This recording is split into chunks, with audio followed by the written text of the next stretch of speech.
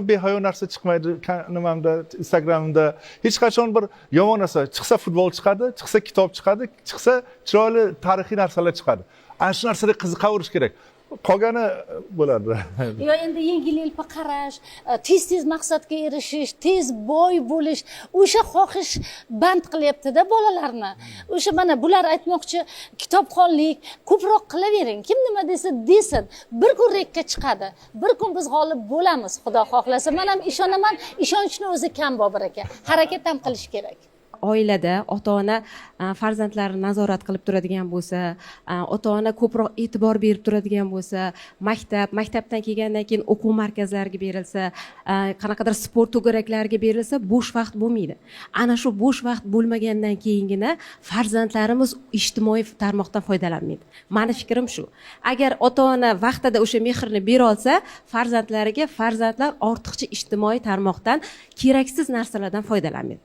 Vaqti kam bo'lsagina farzandlarimiz foydalanmaydi. O'sha Steve Jobs ham bilasizlar, bolalarga man qilgan. O'sha gadjet deysizlar, nima deysiz, telefonlar man qilgan. O'zi ixtiro qilgan, shu turlimalar qilgan. Chunki bilgan nimaga olib borishni. Albatta bugungi mavzu juda dolzarb mavzulardan biri hisoblanadi. Bugungi kunda o'zimiz ham shu jarayonda bo'lganligimiz uchun aynan oliy ta'limda media savodxonlik va axborot madaniyati fani kiritilganini belgilab o'tmoqchiman va shu fan doirasida xuddi shunday savollar ko'tariladi. Bugungi yoshlarning qiziqishi, ularni nima uchun bu jarayonga mukkasidan ketishi tahlil etiladi dars davomida va bu jarayonda yoshlarimizni axborot madaniyati, ya'ni axborot axloqini rivojlantirish juda katta masala sifatida olingan.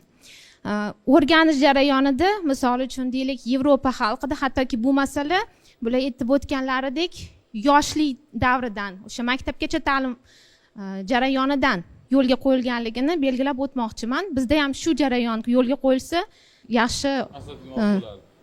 Tashakkur aytamiz bugungi dasturimizda ishtirok etgan hammaga. Marhamat, xulosa bo'lsa.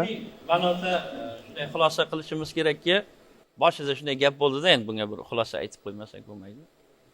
Oliy ta'lim tizimida endi milliondan bitta yarimta bo'lish ehtimoli bo'lishdan xoli emas, lekin oliy ta'lim tizimi shu narsani men aytmoqchiman, davlat ta'lim standartlariga asosan ta'lim muhitini shakllantiradi va oliy ta'limda dars berayotgan o'qituvchilar yoki o'qiyotgan talabalar davlat ta'lim standartlaridan chetga chiqmaydi.